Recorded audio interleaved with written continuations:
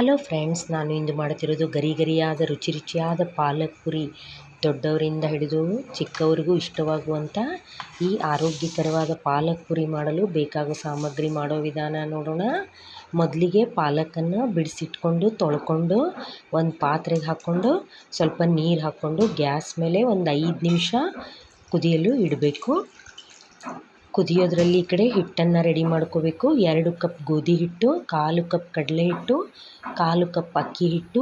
ಈ 3 ಹಿಟ್ಟನ್ನು ಸರಿಯಾಗಿ ಮೊದಲಿಗೆ ಡ್ರೈ ಮಿಕ್ಸ್ ಮಾಡ್ಕೋಬೇಕು.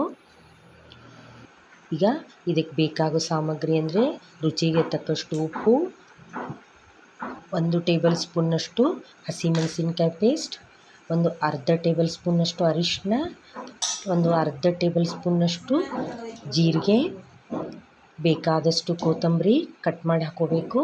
ಈ ಕಡೆ ಪಾಲಕ್ ಕುದೀತಾ ಇದೆ. ಒಂದು ಅರ್ಧ ಟೇಬಲ್ ಸ್ಪೂನ್ನಷ್ಟು ಅಜವಾನ. ಈಗ ಕುದಿಸ್ಕೊಂಡಿರುವಂಥ ಪಾಲಕನ್ನು ಹಾಕ್ಕೊಳ್ತಿದ್ದೀನಿ. ಪಾಲಕ್ ಇದು ಆರೋಗ್ಯಕ್ಕೆ ತುಂಬ ಒಳ್ಳೆಯದು. ಸರಿಯಾಗಿ ಮಿಕ್ಸ್ ಮಾಡ್ಕೋಬೇಕು. ಹಾಗೆ ಪಾಲಕನ್ನು ಕುದಿಸಲು ಇಟ್ಟಿರುವ ನೀರನ್ನು ಕೂಡ ನಾನು ಹಿಟ್ಟು ಕಲಿಸಲು ಉಪಯೋಗಿಸ್ತಿದ್ದೀನಿ. ಅದು ಹಿಟ್ಟು ಹಿಡಿಸಿದಷ್ಟು ಪಾಲಕ್ ಕುದಿಸ್ಕೊಂಡ ನೀರನ್ನು ಹಾಕ್ಕೊಂಡು ಕಲಿಸ್ಕೊಳ್ತಿದ್ದೀನಿ. ಚಪಾತಿ ಹಿಟ್ಟಿನ ಹದಕ್ಕೆ ಕಲಿಸ್ಕೊಂಡ್ರೆ ಸಾಕು. ಈಗ ಈ ಕಡೆ ಬಾಣಲೆ ಕಾಯ್ದಿದೆ. ಗ್ಯಾಸ್ ಮೇಲೆ ಕರಿಯಲು ಬೇಕಾದಷ್ಟು ಎಣ್ಣೆ ಹಾಕಿ ಎಣ್ಣೆ ಕಾಯಲು ಇಡಬೇಕು. ಈಗ ಇದು ಹಿಟ್ಟು ಜಾಸ್ತಿ ಹೊತ್ತೇನು ನೆನೆಸೋದು ಅವಶ್ಯಕತೆ ಇಲ್ಲ. ಒಂದು 10 ನಿಮಿಷ ನೆನೆದ್ರೆ ಸಾಕು. ಎಣ್ಣೆ ಹಾಕಿ ಸರಿಯಾಗಿ ಮಿದ್ಕೋಬೇಕು. ಮಿದ್ಕೊಂಡು ನಮಗೆ ಬೇಕಾದ ಸೈಜಲ್ಲಿ ಉಳ್ಳೆಗಳನ್ನು ಕಟ್ ಮಾಡ್ಕೋಬೇಕು.